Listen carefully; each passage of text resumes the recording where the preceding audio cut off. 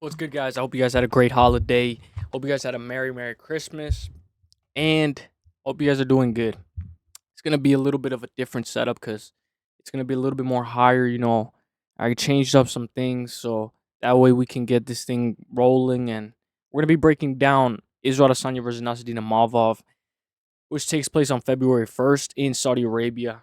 You know, that cha-ching, cha-ching pays the bills. So let's go. I'm gonna break down this entire card, starting with the early prelims, ending with the main event, and we're gonna get into it. Honestly, if the mic sounds a little lower or sounds a little different, I'm sitting in a little bit of a higher position. Everything's a little bit higher, so everything changed up. We got Israel Adesanya, Nasruddin Imavov, Nurmagomedov, Michael Page, Ikram Alaskarov, Andre Muniz, Sergey Pavlovich, who just lost to Alexander Volkov, who just got robbed by Sorogan versus Jairzinho Rosenstrike. Jairzinho Rosenstrike, number 12 versus number 6. Heavily favored Sergey Pavlovich, which I know a lot of people are going to be surprised as that. Jasmine Davicius versus Mayra Bueno Silva. Absolute banger fight. It's going to be a banger fight. So we're going to get into this entire card. Damir has Hadžović. We're going to get into it. Obviously, there's the first Egyptian ever UFC fighter, Hamdy Abdelwahab. That guy is going to be a beast. So we're going to start off with the early prelims. I think it's a 13 fight card and a 6 fight main card. 1, 2, 3, 4, 5, 6. Yes, sir. So it's going to look like a pay-per-view. It's going to look good. So let's get into it. Did you guys miss the predictions? I mean, 3 predictions in a row. 3 prediction videos in a row. And we have a month till early bird gets the worm. So let's get into it. The odds for this fight are not out, so bear with me. Ziam versus Mike Davis. Ziam just viciously got his first KO in the UFC over Matt Furvola. Beautiful, beautiful first round. I mean, not a first round, but beautiful first KO win inside the UFC for Ziam. I want to see. Here we go. So it was in round 3, which is very important to mention because Ziam is not typically the guy who's going to KO anybody. So that's very impressive that this guy has some undeceiving power that we just found out about. Just KO'd Matt Furvola in Paris. We know Benoit Saint-Denis lost to Renato Moicano that day. Super tall, super good at managing distance. Works beautiful kicks. Works beautiful in the clinch as well. Has decent kicks. Technician, but can be timid at times. Just brutally KO'd Matt Furvola. And that was his first finish in the UFC. Now he will be in a matchup against Mike Davis. Decent striker, wrestler, very well-rounded. 14 takedowns in his last 4 fights. He just finished Natan Levy, his most recent bout. Mike Davis has a good record, only lost to Gilbert Burns and Sadiq Youssef. Davis, 32, seems like Ziam found his rhythm. Mike Davis sometimes gets injured a little too much. I'm going to pick Ziam, the smile killer. I have to go back and check, but I believe I picked Ziam over Furvola. This was by far a very, very hard pick. Very hard pick. And I went Ziam by decision, but we have to mention how Furvola is tough as nails. So the fact that you're able to finish a guy like Furvola, that means that this is going to be a tricky, tricky fight for a guy like Mike Davis. I think this fight's going to favor Ziam. It's going to be in the striking department. He should be able to keep this fight on the feet for a good 15 minutes. Honestly, I think double chance by KO on points is the best solution for this. But we have to mention that the odds aren't out yet. I expect Ziam to be the favorite. I expect him to be like a minus 200, but we have to mention Mike Davis. His most recent loss was to Gilbert Burns, and that was 5 years ago. So since then, he's been pretty inactive, but unbeaten streak. Momentum versus momentum. 4-fight winning streak versus 4-fight win streak. I'm going to go for Ziam, the smile killer. Correct me if I'm pronouncing it wrong. It's going to be a little bit of a quicker prediction video just because it's a month from now. So we're just looking at it. You can look at the odds, maybe make some early picks, some early slips, but it's a month away. So it'll creep up fast. But we have to mention that it's still a month away, so the odds aren't going to be on everything. Now let's go. Ziam by decision 29-28. Let's go. Now we get the next matchup. Abdul-Kareem Al-Selwady versus Jordan Leavitt. Jordan Leavitt is always a mystery box when it comes to MMA. Honestly, his most recent fight against Chase Hooper, I actually picked Jordan Leavitt to win that fight. But we now know Chase Hooper is that guy. And this was not even that long ago. It was a year ago. I thought Jordan Leavitt was going to be able to wrestle Chase Hooper and beat him. but that was before we found out Chase Hooper is Chase Hooper 2.0. He's going to be taking on Abdul. Abdul is always moving, has speed, closes distance, but not technical. Gets hit a lot, good takedown defense, but he's looking to wrestle as well. He lost his UFC debut to Luke Roziboev. Some could say he was winning the third he was winning until the third round where he got dropped and finished. Jordan Leavitt, the guy Paddy Pimblett teabagged and disrespected badly. Jordan Leavitt has good BJJ but isn't a specialist. Sometimes is forced to go for a desperate takedown. His takedown accuracy is 25%. No power, no combinations in his shot selection. Seems like Abdul should be able to get the job done. Abdul by decision, maybe an over 2.5.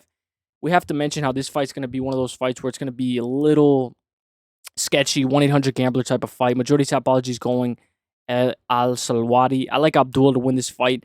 I do not like how he just lost to Luke Roziboev. He got a little crazy in that third round, obviously.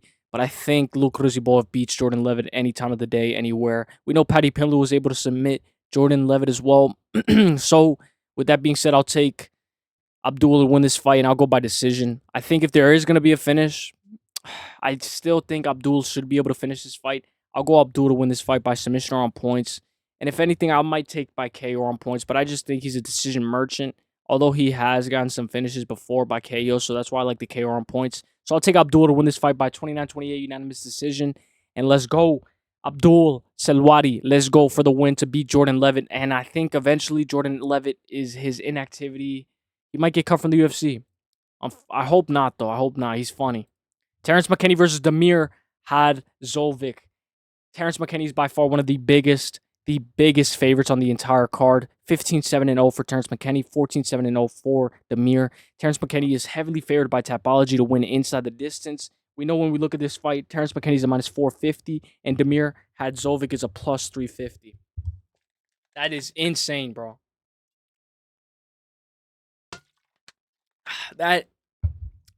This is one of those fights where it's a trap, just like the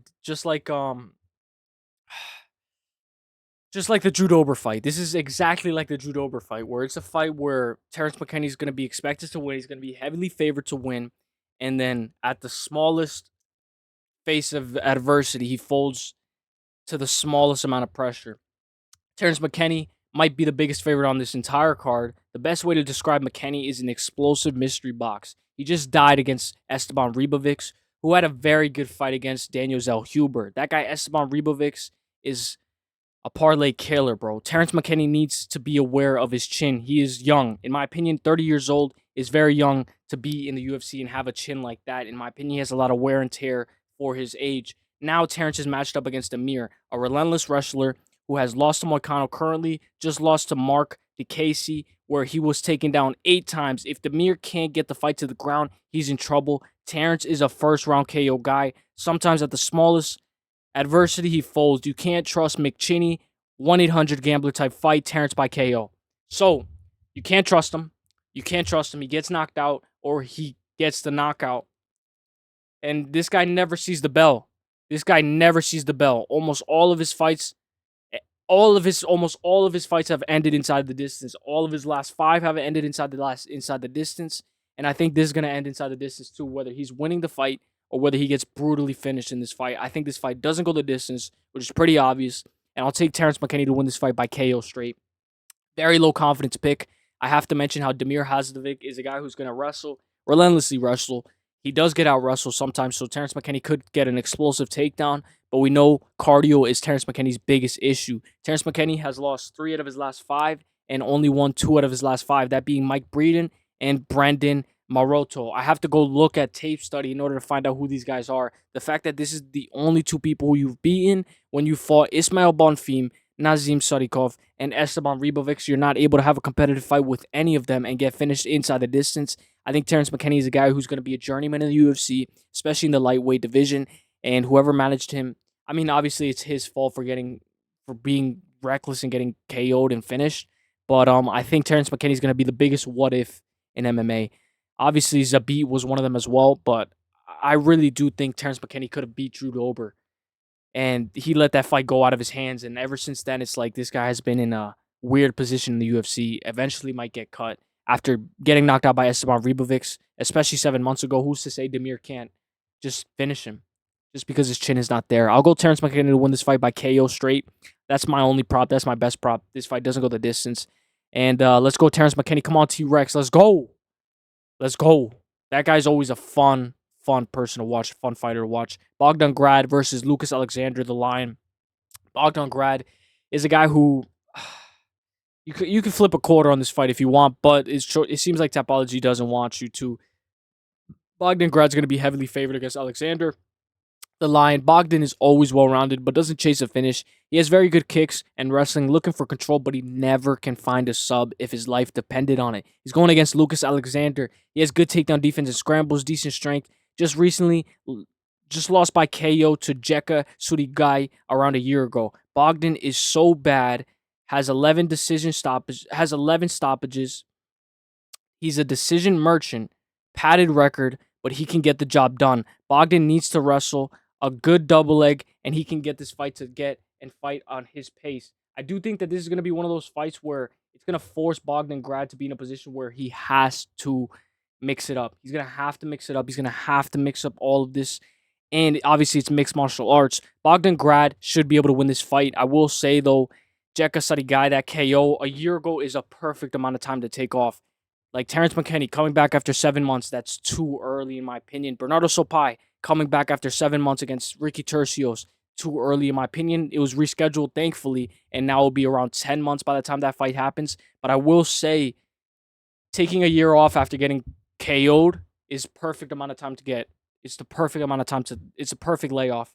So there's going to be a very good fight. I will say Bogdan is going to be the pick, but it's very low confidence because it's his UFC debut. He had a successful Dana White Contender Series, but it went to decision split. So how successful was that? It seems like he can find a guillotine here and there, KO right there, KO. And he competed on Dana White Contender Series twice because he lost the first time against Tom Lowland by KO. So there could be a finish in this fight, but I will say this fight's most likely going to go the distance. If this fight passes the first round, I see it going to the second and third, and Bogdan Grad to win this fight by unanimous decision. He should be able to put a good pressure. His kicks, you got to start chopping like Carl Rosa. Start chopping up those legs of Lucas Alexander. Slowly wear and tear and win by unanimous decision. I'll go Bogdan Grad to win this fight by unanimous decision. Let's go. 29-28 for the win. Let's go. Shamil Gaziev, the odds for this fight, -310 for Shamil Gaziev. Thomas Petersen is a +250. We're going to be talking about Thomas Petersen a lot because of his matchups that he's had in the heavyweight division. You can kind of tell where you're at when you fight a guy like Thomas Petersen.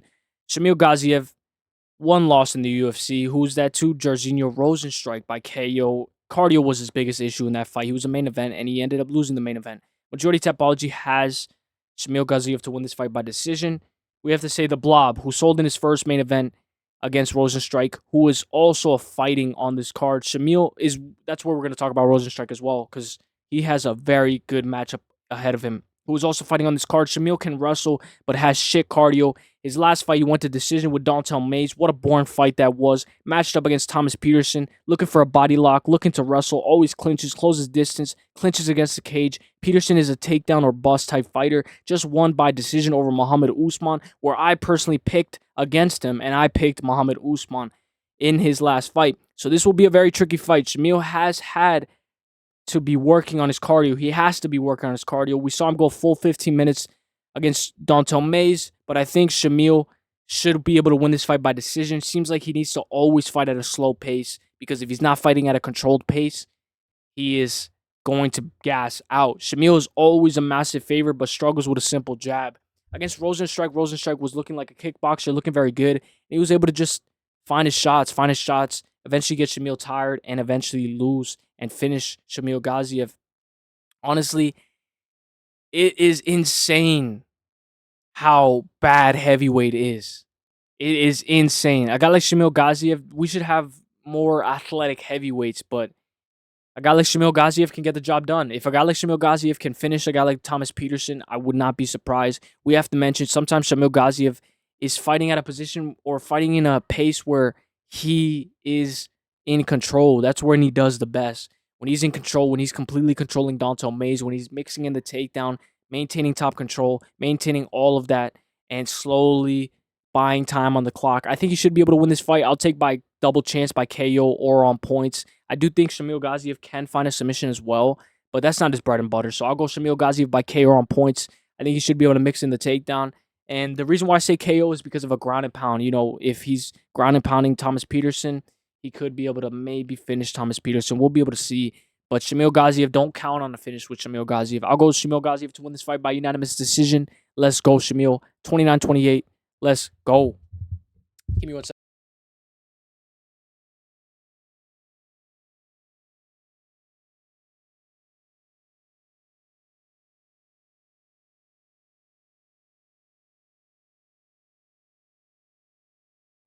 So that's going to be a banger fight. Give me Shamil Gaziev. Sorry about that. Just had to step out. But now we're here. We're back at it. Jasudavicius versus Mayra Bueno Silva.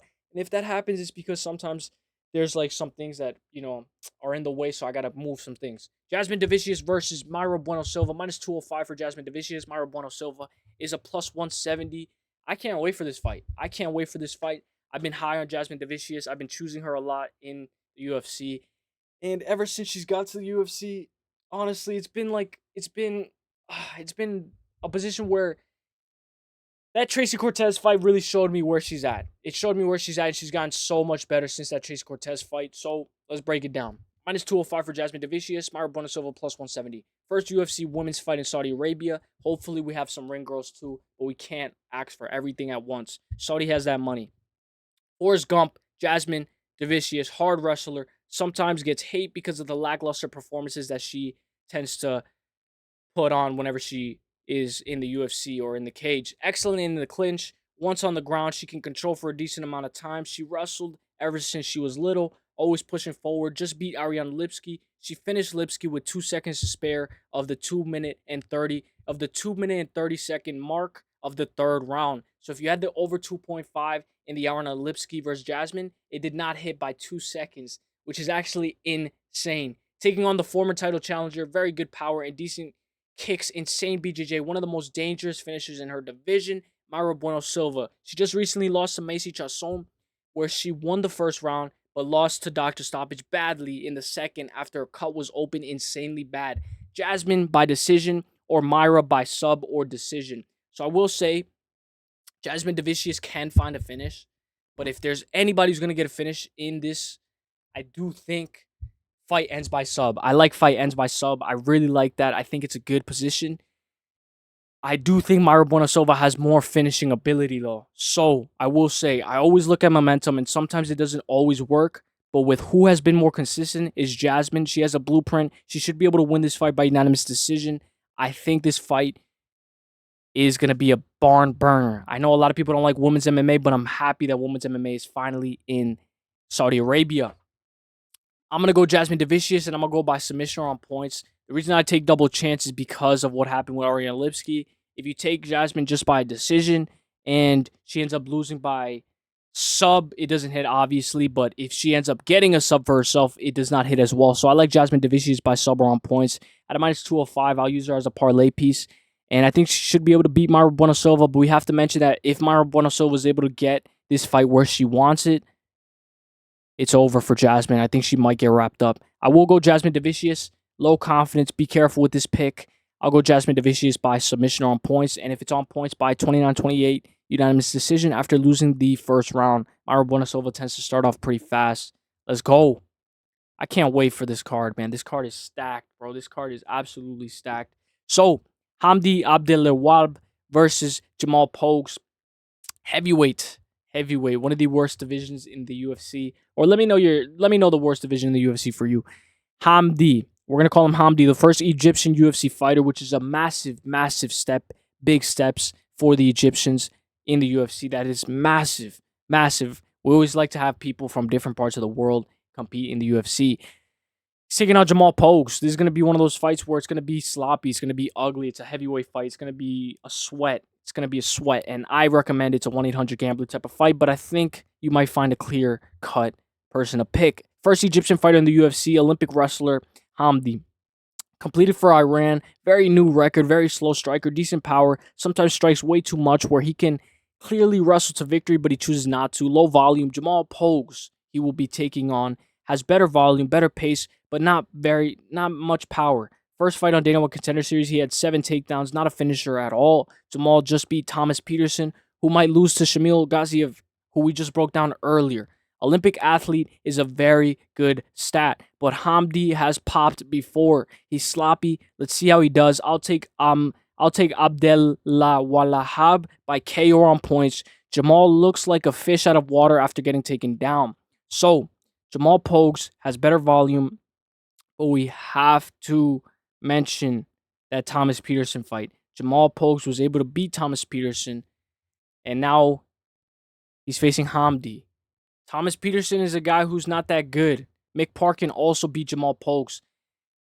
I think if you lose to a guy like Jamal Pogues, you're not good. This is a good step up in competition for Hamdy. Considering his last fight was no contest, this is a perfect step up. I think this is perfect matchmaking, and I think he should be able to have his first ever UFC win. Let's go. Let's go Hamdy. I'll go Hamdy by KO on points. I'll go specifically by decision. I think he should be able to win this fight. I don't think he's going to be able to get a finish. If he does get a finish, it'll be pretty impressive. Honestly, fairly new to the UFC. Very new to the UFC. And he's not a finisher. I'll go Hamdy by decision. Low confidence. Let's go Abdelwahab. Let's go. Trying to get better with this pronunciation as well. This is my favorite, my most anticipated fight on the entire card. And if I scratch my nose, it's because sometimes I got some boogers. My most anticipated fight on the entire card: Said Nurmagomedov versus Vinicius Oliveira. Look, dog versus Said Nurmagomedov. Nurmagomedov it's a dynasty when it comes to MMA. You hear the name Nurmagomedov, you gotta be careful. You gotta start doing your tape study. 6-fight main card looks like a pay-per-view. Said Nurmagomedov minus 278 versus Vinicius Oliveira, who's a plus 225. 6-fight main card looks like a pay-per-view. Said Nurmagomedov is a flashy striker, has good wrestling, but his striking is his bread and butter. Good movements, footwork, manages distance very well. His takedown defense is good. Sometimes looks for a ghillie as a defense, which is very, very unique. You don't see a lot of fighters jumping on guillotines and completing them when they're, instead of defending the takedown. Especially if your name is Nurmagomedov. In 5 fights, he has 3 guillotine wins. His last fight was a guillotine win against Marin Gafurov. Now matched up against Vinicius Oliveira, a dangerous, chaotic striker, super aggressive and creative. He just destroyed Ricky Simón, dominated by decision, defended 9 takedowns. Oliveira's sidekick he does to the calf is very, very tricky and sneaky. Something I've never seen before. That little, I think it's a capoeira kick, or I'm not sure what exactly it's called, but it's like a little calf kick. I've seen it in soccer before too. It's like a little certain calf kick that he does to the leg, which is very unique, and it shows the versatility of his striking. So there's going to be a very elite matchup. The fact that he was able to perform and beat Ricky Simón was a beautiful performance. I chose Ricky Simón in that fight, so now we know Oliveira is that guy. So, by far one of my most anticipated matchups on the entire card. Very elite matchup. The arsenal of Oliveira could overwhelm Said, but I'll pick Said because in Saudi, if this goes the distance, they will give the decision to the hometown favorite. I'll take Said by decision, but this will be a very tough fight. Bernardo Sopai had a lot of success wrestling Oliveira. We have to mention, guys, how Bernardo Sopai lost, obviously, his UFC debut, but he was having success wrestling a guy like Vinicius Oliveira. Said Nurmagomedov is not a complete wrestler. He's not going to just keep shooting and wrestle for 15 minutes, but he will mix it up. By far, one of my most anticipated fights on the entire card. I'll go Said Nurmagomedov to win this fight by unanimous decision. I'll go 29-28, 30-27, and 29-28. Let's go. This fight could even go split decision. Let's go. Muhammad Naimov versus Cain Ofli. This is going to be one of those fights where I don't even want to touch this fight. Minus 205 for Muhammad Naimov versus Cain Ofli, plus 170. Wrestlers when needed, but strikes, clinches, looks to explode. If he can't have success, he wrestles. Muhammad Naimov is a guy who sometimes doesn't have a full developed game plan going inside the cage. If he can't have success, he wrestles. He just recently lost by sub to Felipe Lima, who Felipe Lima just beat Miles Johns by decision, who I thought Felipe Lima would be able to submit Miles Johns, but he wasn't able to find that submission, but he was very close. Now matched up against a BJJ black belt with solid takedowns and lackluster striking. Has an issue with height and reach. Looks to wrestle, but gets taken down as well. Explosive, just lost by KO to Marlon Santos brutally. Naimov by decision. Naimov sometimes can be a sweat, tends to foul sometimes, or struggles as it gets later in the round. Seems like cardio is his biggest issue. He should be working on it. I know a lot of people have Naimov inside the distance. When we're taking Naimov inside the distance, we have to mention, guys, that sometimes this guy's not able to find the finish. He has been able to find the finish before. I'll go by KO on points, but specifically, I think this fight is probably going to go the distance. This guy's going to be trying to wrestle. This guy's a 66-inch reach. He's 5'7", very short for his division, although the champion is the exact same height, but the reach is a little bit different of featherweight. I'll go Muhammad Naimov. He ended up having a rough fight against Felipe Lima 5 months ago, but it was by submission. He put up a good fight. He was arguably, you could say that he was winning that fight. So I'll go Muhammad Naimov to beat Kine Offley. Offley just recently lost to Maidon Santos by KO, and it seems like Muhammad Naimov might be coming in trying to prove something, and don't be surprised if he might be able to finish Kine Offley. I'll go Muhammad Naimov by KO on points. Let's go. I want him to go by. Let's go. I'll just go by KO. Let's go. By KO on points. I like the double chance. Obviously, we're not close yet, but if I have to pick one, I'll go by KO, and I'll go third round KO. Let's go. Sergey Pavlovich versus Jairzinho Rozenstruik. By far, one of my most anticipated matchups as well. Sergey Pavlovich, minus 230. Jairzinho Rozenstruik, plus 190. Sergey, the biggest fraud in heavyweight. Good power, good speed. Doesn't move his head at all. Struggles with a simple jab. Got absolutely destroyed against Volkov. And then where he pushed him after because of how salty Sergey Pavlovich was because he lost that fight. He doesn't want to attempt any takedowns no matter how bloody his face is. Now matched up against Biggie Boy Rozenstruik. A counter striker. The worst performance I've ever seen for Jairzinho Rozenstruik was when he got KO'd brutally by Francis Ngannou. That was the first ever pay-per-view I've watched live. I believe that was Gaethje versus Ferguson. 245. Or correct me if I'm wrong. Jairzinho Rozenstruik fought Francis Ngannou, and that was the first ever pay-per-view I watched live, and I witnessed a murder that day. But now, Jairzinho Rozenstruik has gotten so much better ever since that Francis Ngannou fight. Rozenstruik, a counter striker. Obviously, the worst performance I've seen was from Francis, but that was very early in his career. And that was the first pay-per-view I've ever watched live. Biggie Boy is the underdog. Pick your poison. Sergey by vicious KO inside the distance or Rozenstruik by decision. I'll pick Rozenstruik, but remember, he has been KO'd brutally before, out cold in the first, but that was by Francis. So, Sergey Pavlovich is a little bit on a skid. He could be on a 3-fight losing skid, or he could break that entire streak. He is heavily favored against Jairzinho Rozenstruik. Sergey Pavlovich, minus 230. Rozenstruik, plus 190. I will be taking Rozenstruik, guys. I know only 13% of Tapology is picking Rozenstruik. I'm going to go Rozenstruik. I think he should be able to win this fight if this fight goes the distance. Obviously, the finishing factor, the KO factor, the inside the distance factor is on Sergey Pavlovich. But he was struggling with a simple jab, and I know this fight is a different fight. Styles make matchups. Volkov was taller. Volkov was bigger. Volkov had more presence in the cage. But I think Jairzinho Rozenstruik should be able to find his groove. He is coming off of a win over Shamil Gaziev and Tai Tuivasa, which I don't know how that went to split decision. One judge gave it 30-27, Tai Tuivasa.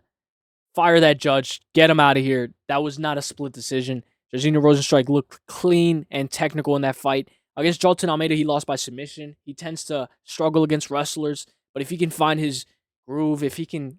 Obviously, he lost to Alexander Volkov by KO too, so we can say Sergey Pavlovich had a better performance against Alexander Volkov. Styles make fights, guys. MMA math doesn't always work, so I'll go Jairzinho Rozenstruik to win this fight by unanimous decision, 29-28, after losing the first round and then settling in, maybe getting rocked the first round, maybe dropped. But if he gets dropped, he's probably not going to be able to get back up. It's heavyweight. So very low confidence. Jairzinho Rozenstruik for the win. Let's go. Let's go. Ikram Alaskarov versus Andre Muniz. Ikram Alaskarov, minus 270. Andre Muniz, plus 220. Ikram just recently stepped up on short notice to fight Bobby Knuckles and lost brutally in the first. And I want to say super sus chin, but he did go from the Apex to Saudi on a 1 week's notice. Maybe the cut affected his chin, but Hamza KO'd him the exact same way. So Ikram Alaskarov has a little susceptibility to an uppercut. Andre Muniz always looks for a sub. He just beat the Iron Turtle in a very weird fight. If Muniz can get this fight down, he can control and maintain a little bit of time control. He is a specialist, so if he can't find the sub, he loses. Ikram at a minus 270 right now is a perfect price tag. It will be a good fight. I think Ikram can finish Muniz inside the distance. So, Muniz is a guy who needs to get this fight to the ground or else he's going to lose. He looked weird against Iron Turtle. Obviously, his last fight was a year ago by split decision. He hasn't been that active. Ikram Aliskerov is a company man, stepped in on short notice. And we know that he did have to pay for that. But we can say that it was short notice, 1 week notice, and he was scheduled to fight somebody else. And then he stepped up for this fight. So we could say that just throw out that win out the window, throw out that loss out the window. Forget that loss ever happened. Other than the susceptibility of his chin. But Andre Muniz is not a guy who's going to knock you out. So I'll take Ikram Aliskerov and I'll go by unanimous. No. I'll go Ikram Aliskerov inside the distance. I'll go by second round KO. Let's go. Should be a banger fight. Ikram Aliskerov is a beast. By far one of my favorite fighters to watch. And honestly, he had Saudi hyped. If you hear the first round with Robert Whittaker and Ikram Aliskerov, they were backing him up like crazy. So he has a lot of fans. And I'm one of them. So let's go. Shamil Magomedov versus Michael Page. Co-main event. Shamil Magomedov is a -155. Michael Page is +130. I took Shamil Magomedov money line already at a -155. I jumped on it. I took that already. Striker's treat to watch. Striker's delight. Not one guy will wrestle here at all. I don't think one guy shoots a takedown. Undefeated prospect coming off of one of the best KOs. Could even arguably be KO of the year I've ever seen. Beautiful kicks. Sometimes I wonder how he's so good with only one eye. Very elite striker. And his get-up game is getting better as the time goes on. I picked him to win by decision over Armen Petrosyan, and he impressed me with a brutal KO win. Double spinning back fist KO. Dude, I don't think I've ever seen that ever. I think I've only seen that once in the UFC. So that is insane.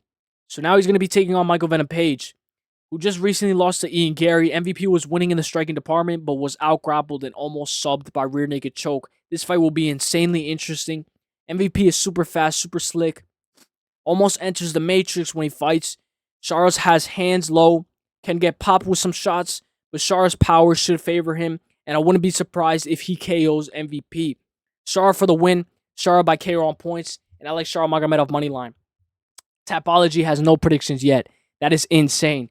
If you're on Tapology, start making your predictions right now. I need to know who is favored on Tapology. I wouldn't be surprised if this is one of those fights where it's like Kevin Holland versus MVP. Kevin Holland is the favorite. MVP is the underdog. Majority Tapology is picking MVP. MVP's too fast, too clean, too slick, and too smooth for a guy like Kevin Holland and schools him. I do think Shamil Magomedov might be able to compete with the speed. He will be able to compete with the speed, the kicks, the range, the distance. But that sideways style from MVP is going to give a lot of troubles, especially with one eye. I'm not even joking, bro. MVP going like this, fighting back and forth like this, is going to give the most insane amount of trouble to Shamil Magomedov. If you have one eye, we were talking about this with some guy in my comment section. Shout out to you, bro. The depth perception is going to be so hard to deal with. Obviously, he's dealt with that his whole life, but already it's hard enough. You have one eye. It's going to be a very difficult matchup. The fights keep on getting harder and harder, but it seems like the UFC is matching you up very well. At 37 years old, Michael Venom Page doesn't seem like he's slowing down at all. So I wouldn't be surprised if you guys like Michael Venom Page as a dog. I'm going to go Shamil Magomedov to win this fight, and I'll go inside the distance. I'll go Shamil Magomedov by KO. I'll go third round late KO. Let's go. Main event time. The Saudis are getting spoiled with this entire card. It's a fight night, and it's this stacked. Israel Adesanya versus Nasruddin Imavov. Israel Adesanya -185. Nasruddin Imavov +154. This is going to be a little bit of a rant.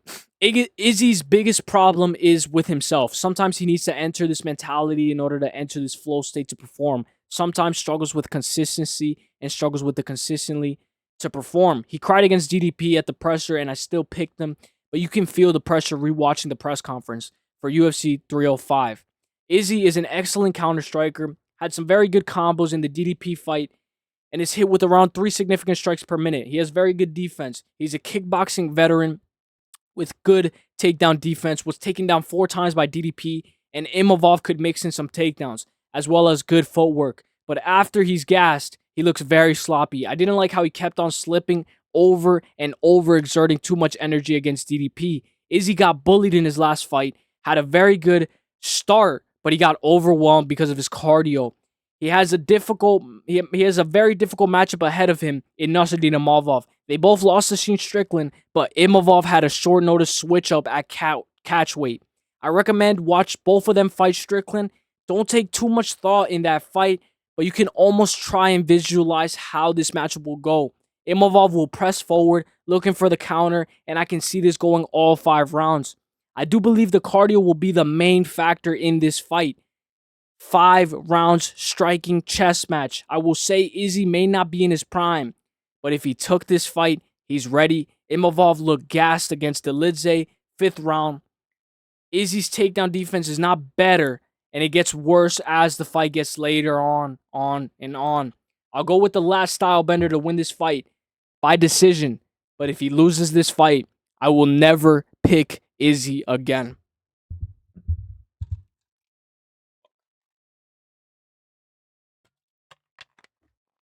My bad, guys. I'm sweating. I'm absolutely sweating. So, I hope you guys enjoyed that little breakdown. No Tapology picks yet. Nothing to influence my picks. The odds are favoring Israel Adesanya. I'm going to be going Israel Adesanya as well. I will say, though, momentum is everything in the UFC, especially in MMA. A little bit of momentum, 28 years old. He might be the faster fighter. He might be slicker. You never know. Izzy might have a bad weight cut. Nassourdine Imavov being the younger fighter, being the Russian sniper. He did look a little questionable in that 3rd round against Joaquin Buckley. And then he lost to Sheen Strickland, obviously. And then the Chris Curtis, he was on his way to win that fight.